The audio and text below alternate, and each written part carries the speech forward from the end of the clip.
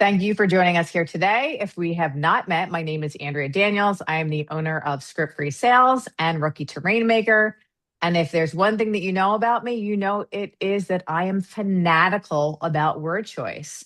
My guest here today is also fanatical about communication, and her name is Jacqueline Gross, and I will let her introduce herself. She's also my Aunt Jackie, just so you know, we're related. You're welcome. Go ahead, Jacqueline. Thank you so much, Andrea. It's great to be here. I really appreciate this opportunity to talk about this today because it's so important. So, again, my name is Jacqueline Gross. I am a speech and language pathologist, and I'm also a life coach. And what I've done is I've taken the skills in both of these and integrated them. And I am now a person who helps people improve their overall communication skills by reducing anxiety and increasing confidence. And that's what we're going to be talking about today. How to reduce that level of anxiety, how to recognize it, and how to be more confident as a speaker. Exactly. So, thank you so much, Jacqueline. And if some of you who are watching here today live have followed my journey, you know this is something that I've specifically been working on for 3 years. And it's so amazing that I have someone related to me who specializes in this. And we've been chatting over the last few weeks on how to be more confident and reduce my anxiety. So I put aside a few questions for Jacqueline to answer because this is her specialty. And the first question that I have is as whether you're speaking in front of a group, a classroom, one-on-one with a client, on social media. What I wanted to know, Jacqueline, was what are the biggest communication habits that unintentionally make someone sound less credible? That's That's my such first a question. Yeah, that's a great question. And one of the first things that comes to mind is just speaking too fast. So, what happens is when we're anxious, our brain speeds up, and by default, our speech starts to speed up. And when we talk too fast to a group of people, we are putting an unnecessary burden on our audience to process what they're hearing faster. And they could lose what we're saying because they have to think so quickly. Something else that happens is when we speak too fast, we tend to use a lot of filler words such as like and that just makes you sound less credible. And what's really important to recognize, and this is what I've referenced earlier, is what happens to our body when we're anxious. And once we start to recognize that the symptoms that we're feeling are a result of that anxiety, we can better regulate our body and we can come across as more credible. And that's when we start to establish trust with our audience. It's actually the foundation of trust with our audience members. Uh, That's great because one of the things that I teach is how to build trust through the questions that we're asking and how you're showing up in the conversation. And what you're speaking to is when we're physically speaking, is things aren't just happening to our voice, things are affecting our overall body. Is that correct? That's exactly right. And that's a great point. That's a great point that I'd like to talk about next, if you Sure. don't mind me just Sure. jumping in. So, I want to talk about what physically happens to our body when we're anxious. So our body, we get into this fight or flight response. And when that happens, the things that happen to our body, so we have shallow breathing, we have a great deal of tension in our jaw, in our throat, in our vocal cords. And what happens when we do that is because it can actually change the quality of our voice. Our voice can sound really high, it can sound really breathy, it could sound really shaky.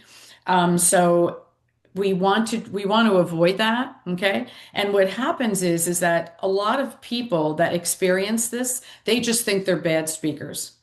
They're not bad speakers. They just don't recognize that these feelings, these sensations that they're experiencing in their body are a result of the anxiety that they're feeling. So what I do is I help them to recognize that they're normal physiological, responses, and I help them to learn how to regulate those feelings real time when they're giving a presentation. Thank you so much for that because some of the things that we've talked about is about 5 minutes before I'm supposed to go on, my heart starts racing. I feel like someone's sitting on my chest. My mouth gets really dry, and I start to get super super anxious till I'm a few minutes in. So, if someone only had a few minutes before a presentation, what would be some examples or a sample confidence routine that you might suggest for someone to calm themselves down before they start speaking? Yeah, so my number one go-to is work on breathing and diaphragmatic breathing. So before you have to give a presentation, instead of, pardon me, running the presentation through your mind and trying to memorize it even more, take time, take time, 5 minutes. And that this is, by the way, it's really normal for people to do that, present company included, because we want to make sure that we know our material really well and we don't want to make any mistakes. But if you can just take 5 minutes before you give your presentation and just sit down in a quiet environment and close your eyes and practice your diaphragmatic breathing, where you take a deep breath in through your nose and you breathe out through your mouth. And you keep doing that. Even if you just do it for a minute, you are going to physically feel so much calmer. So I would always start there because again, it's you're going to relax your whole body, you're going to relax your jaw, you're going to relax your tongue, and it's just going to make your speech sound better overall. And I also want you to be really aware of your internal dialogue. So you want to make sure what you're saying to yourself is not, oh my goodness, I'm going to make a mistake. I'm going to forget. Because when you talk to yourself like that, okay, you're going to most likely, that's what you're going to demonstrate when you give a presentation. So you just want to make sure that what you're saying to yourself is something that is going to be really helpful and better serve you. So if you realize that you're saying, oh my goodness, I'm going to make a mistake, you want to change that to something even as simple as I'm going to be fine. This is going to be great. I've done this before. I've done this a number of times. Exactly. Exactly. I've been to this rodeo before. Yeah. Yeah. Um, Oh, you know and what? There's, can I just go say ahead. something? I'm sorry. Sure. Mhm. When you come across as more confident to your audience members, you start to create a greater connection with them and you engage dialogue with them. So that's really, really important. So when you're more comfortable and you're confident, you've done the breathing exercises, you don't feel the tension that you typically feel, you're going to be able to better engage with your audience members and they're going to feel more comfortable engaging with you. I love that. It's almost like an energy exchange. They feel that your energy is calmer and they Yes. feel better and they're not sure why Yes. and you're not sure why. It's because you're emitting that energy from the stage or from the platform. Thank you for sharing that. There's an exercise that you had me do, and I thought it was interesting because you talked about saying it out loud versus writing it down. I know Yes. it's not a prepared question, but I think it's super impactful because I didn't really think about it till you told me about that. Can you share that? Yes. It's a super important thing to do when you're practicing your speech is to practice it out loud because just reading it on paper is not rehearsal. When you actually say your speech out loud, you have a greater ability to self-evaluate what you've done. You can hear yourself. I actually really love it if you either stand in front of a mirror or you video record yourself and you watch yourself because then you can see your facial expressions, how you use your hands, and you can listen to yourself to see if you're using intentional pausing and you're taking your time, or if you're doing the opposite of that and you're talking too fast and mumbling. You'll be able to see that. So, practicing out loud just helps you better set the stage for when you're doing it real time. That I completely agree with that. And that's one thing Tanis, my other speaking coach, shares with me about recording yourself. And I find it rather cringe to watch myself. It It's is. very important, though. It's so important. I realize just how quickly I speak. And Yeah. like you said earlier, if you want the point to land and you want them to absorb your content and they're hearing it for the first time, you need to slow down Yeah, like a absolutely. lot. And just like in sales, some of the things that we teach is role playing your conversations that you're going to have with your clients before the conversation. It's the same thing when you're going to go give a presentation or a workshop or a keynote, that you're saying it out loud. You're not just practicing in your head. Thank you so much for that. Yeah, This one was, go ahead. Go I was ahead. just going to say it can feel really uncomfortable to video yourself. Okay. A lot of this can be really uncomfortable. Speaking in front of people, that's why we're here. It can be very, very, very uncomfortable. But the more you do it, the better you get at it and the less uncomfortable you feel. That's the whole objective here. It isn't to completely eliminate anxiety. Just bring it along with you. Recognize that it's there, seriously, recognize that it's there, recognize the symptoms of it, but move forward with it anyway. Gonna take that energy and put it in my pocket. Energy, Mhm. anxiety energy, you're gonna stay right there. Hmm. Hmm. I'm excited to get the answer to this question because I figured it could go a few ways. Uh, because this is one thing that you specifically focus on. What is one communication habit that you see often, routinely, that you'd love everyone to stop doing tomorrow? Oh, yeah. So I would probably say stop apologizing. So it's not uncommon to hear someone say, "Oh, I'm probably wrong about this," or "This might be a stupid question," et cetera, et cetera, et cetera. And when you do that, you are training both yourself and your audience to question your credibility before you even. So that confidence was learned over time. It isn't something that just came to you, okay? And one of the things, okay, that's really important to do, and I referenced this earlier, is think about what you're saying to yourself. Be very aware of your internal dialogue. And what I always say is a brain left unattended will automatically default to negative thoughts. We live in an environment where the expectation is for us to be perfect. Oh my goodness, my hair's not right, my makeup's not right, my body's too big, and so on and so forth. So, because of that, we have so much negative information coming to us, our brain will automatically just think negative thoughts. But we do have this skill. We have a metacognitive skill, which means we have the ability to think about what we think about.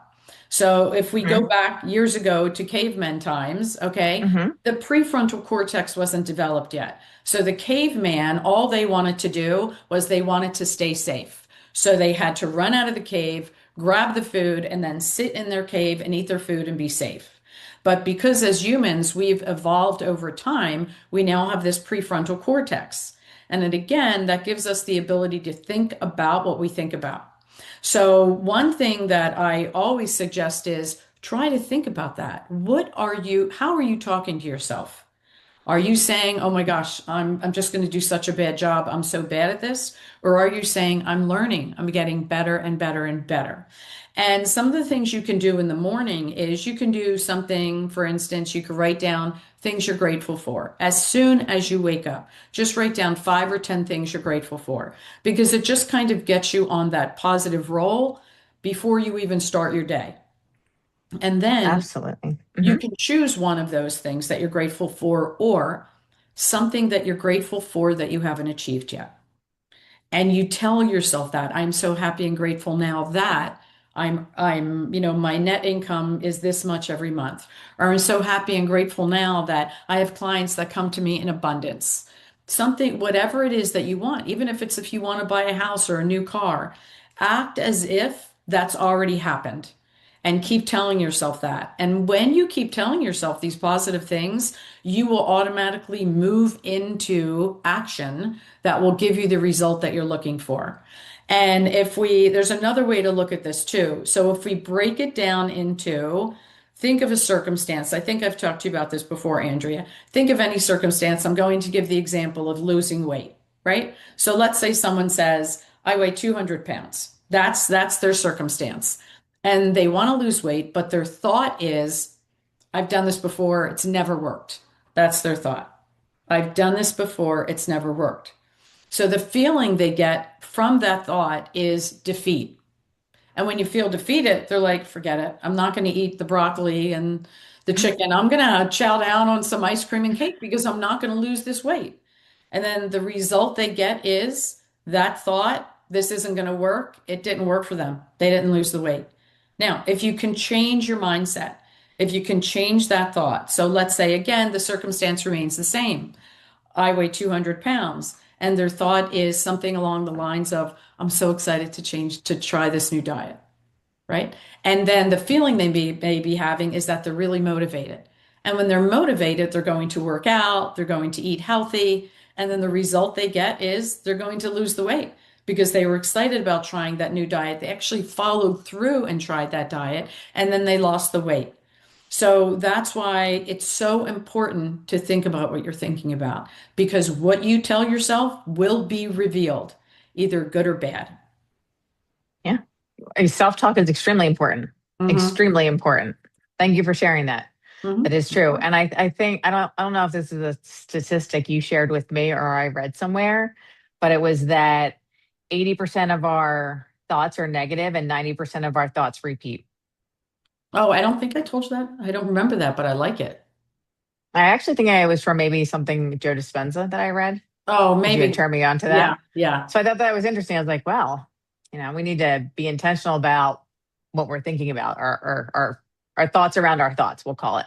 Um, this one also made me laugh when I put this question down. What is the biggest confidence myth? For example, Oh. imagining everyone in the audience naked. Ah, cringe. So I would say the biggest confidence myth is that people don't get nervous. People get nervous. We all sit there and we look at these speakers and we think, "Oh my gosh, they sound amazing. They look amazing. They know exactly what they're doing." But that doesn't mean that they're not feeling anxiety. In fact, I work with someone who gave speeches all the time. And everybody would say, "Oh, you did such a good job." And he knew that he remembered everything he was supposed to say, but inside he always felt this buzz of anxiety, and he wanted to get rid of it. And what I wanted him to know is, look, you can carry this with you. It doesn't have to be as extreme. You can work on reducing it, but it may always be there, and that's okay. You can still do a fabulous job when you're giving a presentation. So many people get nervous.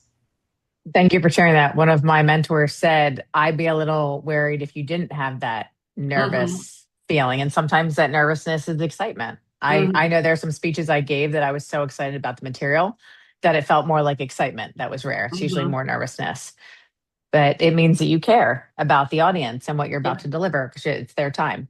Yeah, and Uh, confidence, mm, sorry, Andrea, confidence isn't You're good. about the absence of anxiety. It is about taking it along with you and be willing to speak in spite of that. That's powerful. Yeah. And that takes courage. Takes a lot of Mhm. courage and a lot of It, repetitions. yeah. What is one word? And I know what the word is for me. What is one word that people overuse? For example, mine is like and because my mom calls me out on it. Uh-huh. So you like to use those filler words. So I would say I would agree with you, but I think another word is the word just. Like, I just want to ask a question.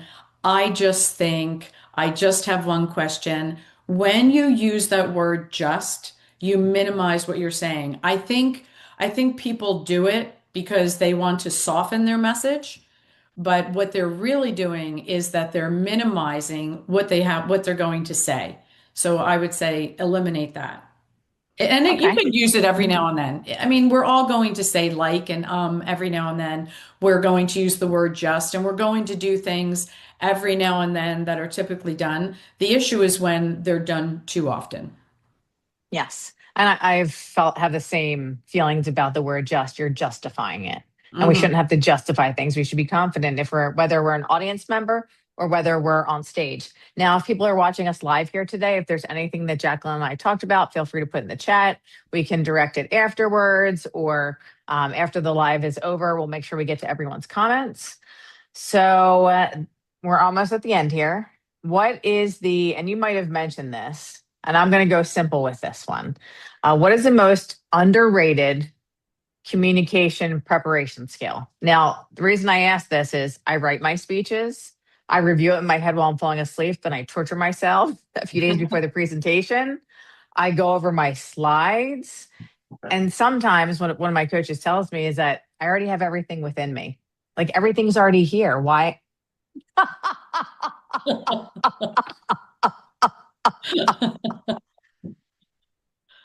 So would your answer be slowing down, Jacqueline? Well, I would say practicing it out loud because that precedes slowing down. So we talked about this earlier that when you practice your speech out loud, you work on how you say what you're saying, you work on pacing. If you record yourself, you can actually listen and you could think, was I talking too fast? Okay. And then you could come up with the rhythm. So everybody has a different delivery style. And one of the things that I like to ask my clients is there a person you really like to listen to? Some at first they usually say no, no, no, and I'll say, well, think about it. And then when you find that person and you love so many things about their delivery style because they just draw you in and you want to keep listening and listening, then what you could do is you can take some of the things that they use, and this isn't to copy them, but this is just part of learning, where you're learning how to figure out how you want to deliver a speech. And you look at different people that you like, and you think, oh, I like that, and I like that. And then you incorporate that into your own delivery style. And then you come up with your own. Exactly. There's a exercise. You had asked me to do this exercise, and I had given you a handful of speakers that I was looking at. And in the mornings, I listened to Jim Rohn, Mm-hmm. and he has almost like a sing-songy Mm-hmm. cadence to his speaking. It's very specific. His voice cannot be mistaken because of Yes. that sing-songiness. What did you call that, B? What did you call that? There's a there's a rhythm that we all so there's a music to our language to begin with, but there's a rhythm that we all speak with. I think that's what you're talking about. Is that it, Andrea? I think it was enunciating the full syllable Oh, or sounding the full oh yeah. word. So one of the things, if I'm working with someone that's speaking too fast, some of the suggestions I give them are to make sure that you say the final sound in each word, because when we talk too fast, we tend to drop those final sounds. I'm doing it right now. It sounds very natural. So I suggest that they do that. I suggest that they speak in word groups where you say a few words and then you pause. And I had referenced that earlier to make sure that you intentionally add pauses into your speech because it does two things. It makes you sound better and it gives your audience member time to process what you're saying. And that's so important. I think that that is often overlooked. And the what I'm bringing up now is don't focus on yourself, but focus on your audience members. That's really, really important. When you shift that focus from you to your audience member, again, that's where you really create trust and you can engage them better in the conversation. Right? Yep. It's one thing that I teach. It's not about you. It's who am I Hmm. serving and what am I solving? Hmm. So if you're thinking about yourself, that's about you. Hmm. Yeah. Yeah. Who is your favorite speaker? Do you have Boy, one? that's so tough. I definitely have more than one, but the first person that comes to mind, in part because I've been listening to him a lot lately, is Wayne Dyer. Do you know who he Yes. is? Okay. Yes, of course. And I actually saw him in person. But Oh, what I love about Wayne is, and I know he's passed now, but what I've always loved about listening to him is his delivery style. He's thoughtful. He knows his material. He pauses. He's funny. And years ago, I used to attend this church, and the pastor at the church, oh my goodness, I loved listening. I couldn't wait to listen to him. He spoke for 1 hour. And what was so wonderful about his speeches is that he would build you up and he would get to the point and then he would bring you down. And then he would build you up and he'd bring you down. And he could have you laughing hysterically one moment and then on the verge of tears the next. And I love that emotional roller coaster because it always kept you so attached to what he was saying. so he was a good storyteller. He was a very good storyteller. Very good. Yes, one of my that is an art to bring people with you and into a moment. And a lot of my colleagues are professional speakers. And they said it's so important that if you share a story to bring them out of that moment, if it is Mhm. a low point, I have not mastered that yet. Really? I think you have. I I just recently spoke in June and one of my colleagues said, "Hey, listen, this happened with our guests. If you bring someone to that point, can you promise you bring them out?" And I said, "Of course." And I thought I brought them out, and she shared with me. She's a colleague, and I asked for the feedback, and she said we didn't bring them quite out. She goes, "I was looking at their faces." So you're always learning. You're always learning. That's a very, not that it's more advanced. I think that's something very important to be cautious about if you're taking people on an emotional journey with a story, that you don't leave them in the bad part of the story. So you want Mhm. them feeling good when they leave. Yeah. Hmm. So thank you so much for sharing that. And then I mean, this question I've asked a few times, but what's one thing people can practice every day? One thing that you shared with me is when I go and every single morning, I go out into my lawn and I speak about what's meant for me will come to me. What's not meant for me will come to me. The people in my audience want to hear me talk, and I do it intentionally out loud, so I'm getting that repetition. Out of everything that we talk about, what's just the one you think the easiest thing for people to practice every day if they're just getting started and speaking more confidently? I would say read aloud every day. Read Read aloud. aloud. Yeah. Oh, read it aloud. Read Oh, aloud. Yes, read aloud. Read aloud every day just to get in the habit of speaking out loud. So there are a couple things that are going to come into play here. So for instance, let's say you don't have a mic. hmm And what I say to my clients, if you have to project your voice, look at the room, look at the wall that's furthest away from you, and make sure that you're able to throw your voice across the room and it's going to hit that wall. And you need to be able to regulate that. Okay? Because you don't want to be yelling and you don't want to be talking too softly. Because a couple pet peeves of mine is number one, if the person's talking too fast, it is an immediate turn off if someone's talking too fast. I don't even want to listen to them. And or if they're talking too quietly. I don't mind if they're talking a little bit loud, but if they're talking too quietly and I can't hear them, I remember when I was in third grade, this is just a crazy story. I was going to Ballackinwood Elementary School, and my third grade teacher, can I say her name? I'll say her name, was Miss sure. Asquith. And she was this really skinny, tiny lady. And she would stand in the front of the classroom and she'd talk like this. And I was seated at the back of the classroom and I could never hear her. So I told my mom, I'm like, I can't hear her. So she sat me right up front. And this is what's so crazy. Years later, I got one of my first jobs was working at a private school in media. And I walked around hmm to all the classrooms. Guess who one of the teachers was? Who? Miss Asquith, my third grade teacher. She totally didn't recognize me, and I wasn't about to go back to that because I wasn't really fond of her because I could never hear her, even when I spoke so close. So she is in a profession where speaking is critical. You have to be able to make sure that what you say is clear because you want to make sure that what you're saying is easy for your audience members to understand. So you want the content to be well organized, and you also want to speak clearly and speak loudly enough so they can hear you. Because like I said, for me, that's just a real personal pet peeve for mine. So when I work with my clients, I make sure that's something we address. Yes. Speaking too quickly when I'm trying to hear what other people have to say can be frustrating.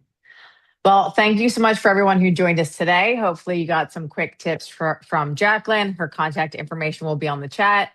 Excuse me, will be in the chat, and you can ask any questions. Her and I will be happy to answer them, whether today on this post or any other day, as well as her contact information and where to find her. Hope you guys have a great day. Thank you so much, Andrea. It was great being here. Totally appreciate it. Of course. Of